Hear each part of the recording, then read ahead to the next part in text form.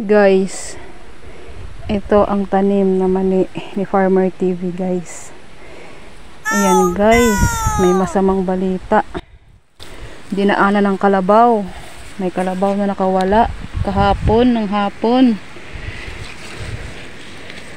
Oh guys, may laman na sana siya guys. Oh, may laman na siya guys. Ang dami ng laman guys. Sayang guys. At natanggal. Di na pwedeng ibalik yan guys. Dinaanan ng kalabaw. Kawawa yung tanim ni Farmer TV guys. Yung bang alagaan mo guys sa pagdadamot simula ng tinanim mo hanggang sa pag-abono, tapos ganito lang mangyayari guys,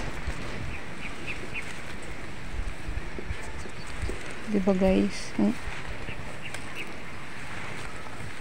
May mga laman na yan guys. Ito mga laman niya yan,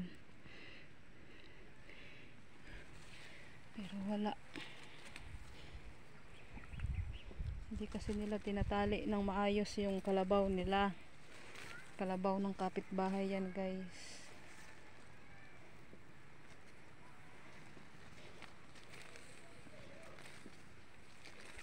Ito guys, oh.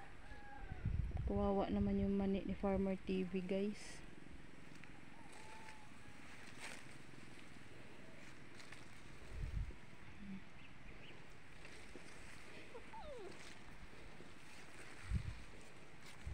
Oh guys, yun oh guys, may mga ano na, may mga laman. Sayang.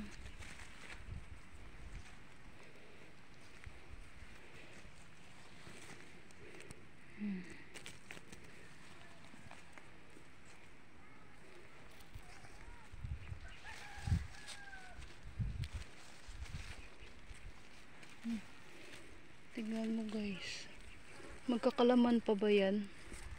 Yung ganyan na siya.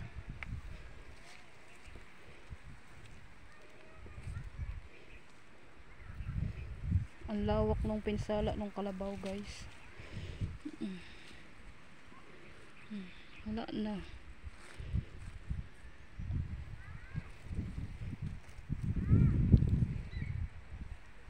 Hello, bakit naman ganito?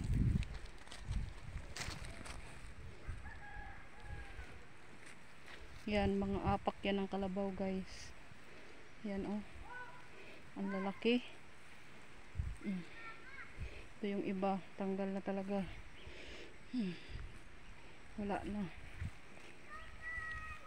Hindi na yan matatanim uli. Gawas, labas na yung ano, ugat.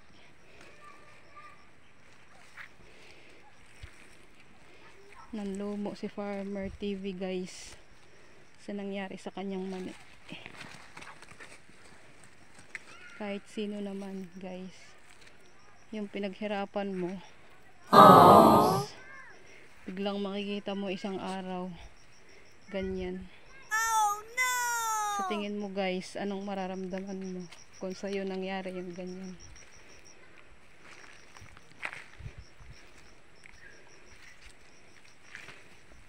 Hanggang baba.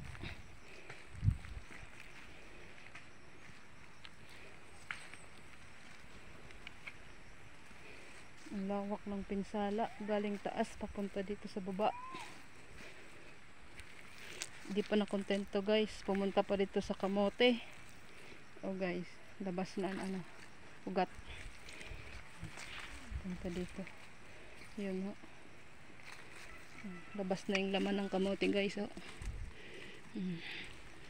Pinsala ng kalabaw yan guys na nakawala. Labas na yung mga laman.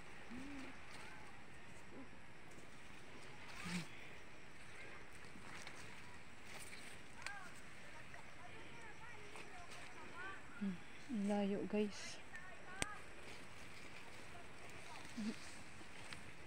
nabungkal.